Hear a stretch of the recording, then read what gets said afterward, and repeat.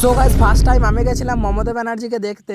আর guys ওখানে গিয়ে যে আমার সাথে এমন এমন ঘটনা ঘটবে আমি ভাবতেও পারি না। তো চলো ব্যাপারটা তোমাদেরকে শুরু থেকেই বলা যাক। তো গাইস এখন ছিলাম আমি আমাদের গ্রামের একটা হাই স্কুলে। আর গাইস এখানে আমি একটা ভিডিও এডিট করছিলাম। আর তারপরে জানতে পারলাম মমতা ব্যানার্জি নাকি বড়জোড়াকে আসবে। আর গাইস আমি কোনোদিন কোনো মিটিং এ যাই নাই, তাই ভাবলাম যে আজকে ঘুরে আসা যাক। আর তারপরে বাড়িতে এসে তাড়াতাড়ি করে রেডি হয়ে নিলাম। আর তারপরে বাইরে এসে দেখলাম আমার জন্য সবাই ওয়েট করছিল, তাই বেশি দেরি না করে ওদেরকে নিয়ে যাচ্ছিলাম বাসের কাছে। আর এখানে এসে দেখতে পেলাম এখনো বাস আসে নাই। তারপরে কিছুক্ষণ ওয়েট করার পর বাস আসতে আমরা বাসে চেপে গেলাম। আর তারপরে সবার চাপা হয়ে গেলে বাসটাও ছেড়ে দিল।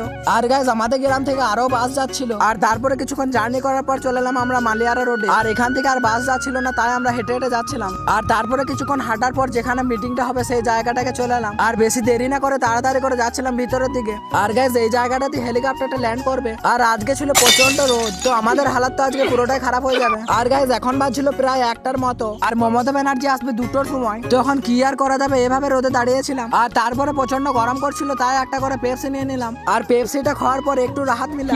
আর তারপরে যে জায়গাটাতে হেলিকপ্টারটা নামবে সেখানে পানি ছড়াচ্ছিল। আর এখানে সয়েলের বসার স্টাইলটা দেখে আমার তো মাথা ঘুরে গেছিল। আর যাই হোক তারপরে 2টোর সময় পরে 3টের সময় হেলিকপ্টারটা এলো। আর তারপরে হেলিকপ্টারটা একটু নিচে আসতে পুরো দূরলো উড়িয়ে দিল। আর তার কিছুক্ষণ পর ফাইনালি মমতা ব্যানার্জি এন্ট্রিটা দিল। আর তারপরে মমতা ব্যানার্জিকে দেখার পর যাচ্ছিলাম বাসের কাছে। আর এখন প্রচন্ড খিদে পেয়েছিল, তাই বাসের মধ্যে এসে রুটি আর মিষ্টি খাচ্ছিলাম। আর তারপরে এখানে একটা করে কুলফি নিয়ে আজকের মিনি ব্লগটা এখানেই শেষ করলাম।